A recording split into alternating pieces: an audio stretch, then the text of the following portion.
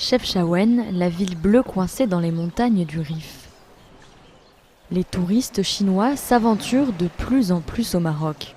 Depuis la suppression des visas en 2016, le nombre de visiteurs a doublé chaque année. Ces touristes sont attirés par la couleur bleue de la ville, symbole du romantisme dans leur culture.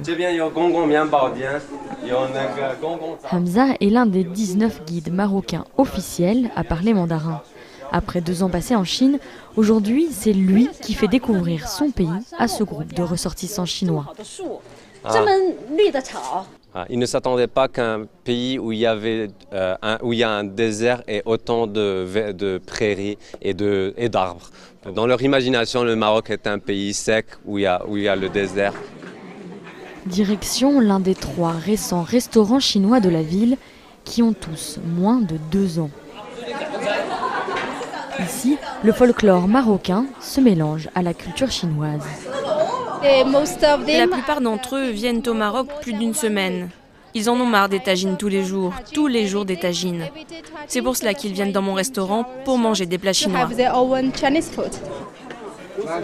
Pour les professionnels du tourisme, le marché chinois est une nouvelle manne financière sur laquelle miser. Pour s'y adapter, le gouvernement marocain travaille déjà sur la création d'une ligne aérienne entre Casablanca et Pékin. Le marché chinois au Maroc, c'est un marché porteur et surtout émergent. Et je peux vous assurer que cette ligne aura certainement un impact positif en termes de densification des flux entre les 2 pays. Pour répondre à cette demande exponentielle, les agences de voyage se multiplient et les plus petites d'entre elles doivent faire face à une rude concurrence.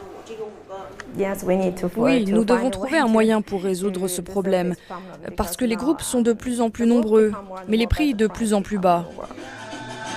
Alors que le marché cherche à se stabiliser, le gouvernement espère attirer au moins 500 000 touristes chinois d'ici 2020.